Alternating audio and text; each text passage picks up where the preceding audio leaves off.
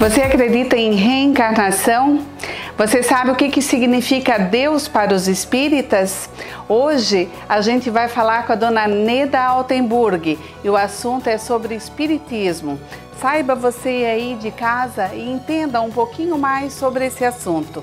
Olha só que matéria interessante que a gente gravou com ela. Vocês sabem que eu gravo sempre aqui na Floricultura Paraíso, porque eu digo que esse ambiente aqui é um ambiente que tem muita energia boa, né? E um outro lugar que eu vou sempre para repor as minhas energias é lá no CEFAC, é o Centro Espírita Fé, Amor e Caridade. Isso mesmo, hoje a gente vai falar sobre espiritismo e a nossa convidada é a dona Neda Altenburg. Muito prazer em recebê-la aqui no nosso cenário e falar desse assunto que tanto me interessa e tenho certeza que interessa muita gente de casa também. Obrigada pelo convite. Eu queria já entrar direto para a senhora e perguntando o que é o espiritismo? Bom, o espiritismo é uma doutrina que tem um tríplice aspecto: o aspecto filosófico, o aspecto científico e o religioso. E se baseia na codificação kardeciana, que foi codificada por Allan Kardec, que são 5 livros básicos: o Evangelho segundo o Espiritismo, o Livro dos Espíritos, o Livro dos Médiuns, a Gênese e o Céu e o Inferno. Então nós damos muita ênfase ao estudo desses livros, porque são eles assim que transformam o homem no aspecto moral e também no aspecto intelectual. O que seria Deus para os espíritas? Eu vou repetir a pergunta e resposta número 1 do Livro dos Espíritos, que Deus é a inteligência suprema e causa primária de todas as coisas. Nós não podemos imaginar a nossa vida sem termos a fé e a confiança em Deus. Espiritismo é o mesmo que Umbanda ou Candomblé? Não, são religiões bem diferentes. A única coisa que às vezes faz confundirem é que ambas lidam com espíritos, né, através da mediunidade. Dona Neda, como que o espiritismo se relaciona com as demais religiões? Bom, ele se relaciona no aspecto da crença em Deus e em Jesus, aonde o Evangelho segundo o Espiritismo é uma versão do Novo Testamento com as explicações espíritas. Então, toda religião que é cristã, né, como nós espíritas somos cristãos, nós nos relacionamos dessa forma. Qual seria o objetivo do espiritismo? Olha, eu poderia dizer que é melhorar os homens através do progresso moral e intelectual. Porque à medida que nós vamos nos melhorando, nós vamos nos aperfeiçoando intimamente, sendo que a gente chama inclusive de reforma íntima. Então nós batalhamos muito nesse ponto. Procuremos nos melhorar a cada ano que passa, porque o nosso objetivo é um dia nós sermos espíritos puros, termos uma felicidade completa, que aqui na Terra nós só temos parcial. Então é através do estudo, né, que nós vamos aos poucos reconhecendo os nossos velhos hábitos e trocando-os por hábitos novos. Essa pandemia fez a gente repensar muitas coisas, né, Dona Neda? Muita coisa na vida da gente, o ter, né? Hoje a gente pensa mais no ser. Isso, né? Isso. Eu acho que essa pandemia ela veio com um objetivo. Aos olhos do espiritismo, como vocês veem isso? Um palestrante bem conhecido nosso, Divaldo Pereira Franco, ele diz que com essa pandemia vai haver uma regeneração no mundo. Ou seja, vai ter assim uma mudança global. Como você colocou, a gente vai começar a dar mais valor às coisas espirituais do que às materiais, não é? Então, com isso, os homens vão melhorar. E é esse o objetivo, não é? Que a gente, a cada dia que passa, passe e seja um pouquinho melhor. Mas não precisaria de uma pandemia para que a gente se conscientizasse disso, a pandemia, né? É como se fosse um tratamento de choque, né? Ele abrange muitas pessoas, obriga as pessoas a terem um outro sentido na sua vida, né? O confinamento, o isolamento, a saudade que a gente tem, né? Daqueles abraços, daquele carinho que a gente talvez não valorizasse tanto e agora a gente está valorizando. Eu acho isso que também vai nos levar a um mundo melhor. Com certeza. Muitas pessoas, elas acabam buscando no espiritismo, não sei se fé, esperança, mas quando elas perdem um ente querido, quando elas descobrem uma doença incurável. Por quê? Por que essa mudança no comportamento das pessoas só nesses momentos?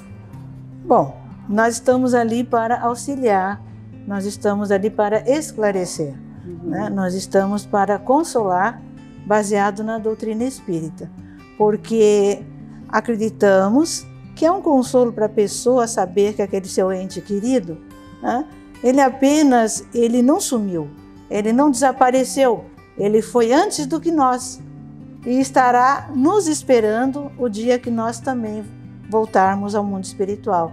Então é nesse sentido que, através do conhecimento espírita, a gente vai consolando as pessoas e podemos dizer que pelo menos elas se sentem mais fortalecidas, né, e mais confiantes em Deus. E as pessoas que estudam o espiritismo e quando acontece algo assim diferente na vida delas, a gente vê que elas reagem de uma forma totalmente diferente, né? Elas enxergam da forma como a senhora passou agora pra gente. Sim. Né? Que bom, né? Sim. Que bom.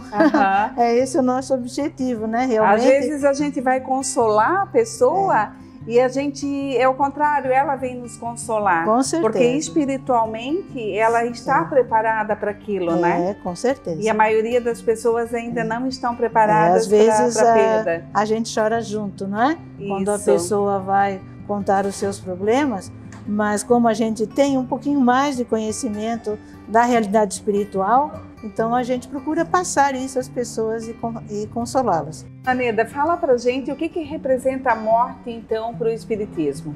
Então eu vou fazer uma comparação bem simples, que nós somos como a água, ou seja, nós somos espíritos. Nós vivemos eternamente, nós nunca morremos.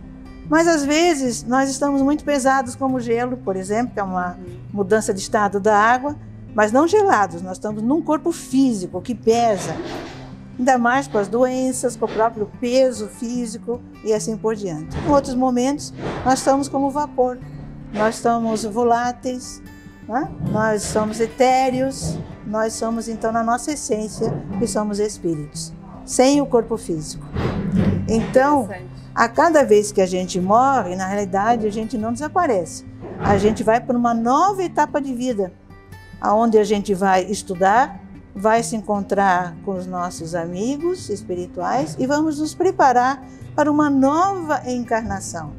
Porque é na encarnação que nós vamos purificando o nosso espírito, através das doenças, das dificuldades, da dor e do sofrimento.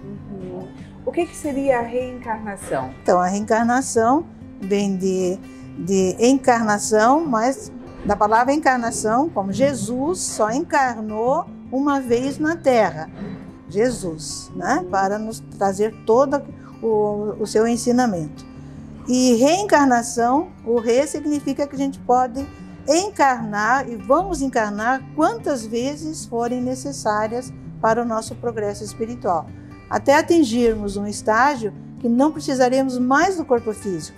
Viveremos então só em espírito e basta olhar para o céu, noite estrelada, para ver, né, aonde iremos um dia. Ai, que lindo! O que seria a mediunidade? Bom, então a mediunidade é uma propriedade que determinadas pessoas já nascem com ela. A gente não adquire aqui quando encarnado e também não adianta chegar no centro e dizer, tira essa coisa de mim, porque não dá para tirar, porque ela já nasceu com essa propriedade. Como alguns nascem com olho azul, olho verde, a gente vem com a propriedade da mediunidade. O objetivo dela, então, é auxiliar aos encarnados e desencarnados, ou seja, os espíritos que muitas vezes não sabem que morreram, que também estão ali junto aos encarnados, perturbando.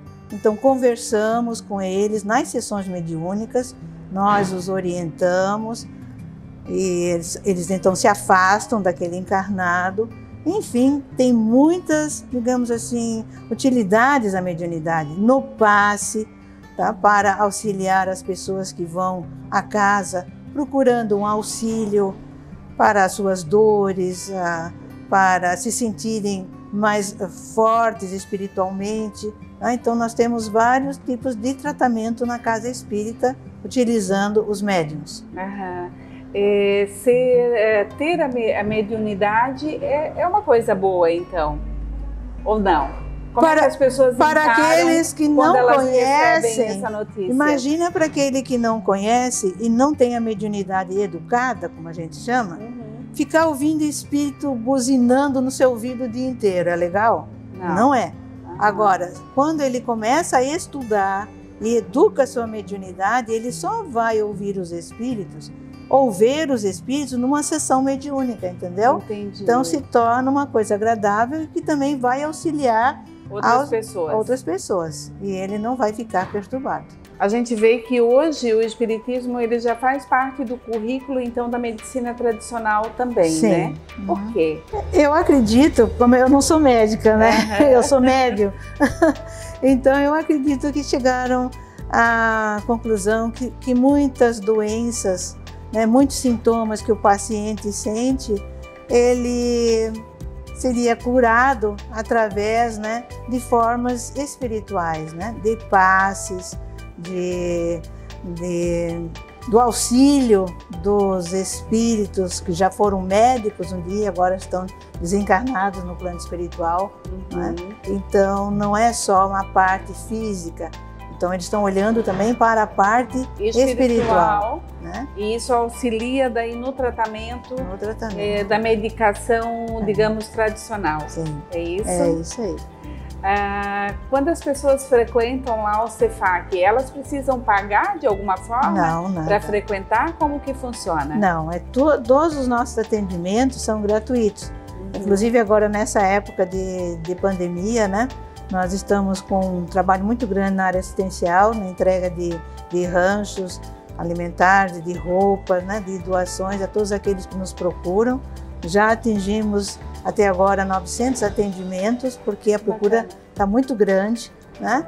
E as pessoas doam para casa, para nossa casa, as pessoas que têm condições, doam cestas básicas para que nós possamos então, né, auxiliar a todos esses. Não cobramos nada pelos nossos atendimentos, de forma nenhuma. Então, as pessoas que tiverem interesse, quiserem conhecer um pouquinho mais, estudar um pouquinho mais sobre o espiritismo, pode frequentar a casa. Isso, e também frequentar os cursos, né, que são gratuitos e que vão aprender desde o básico do espiritismo.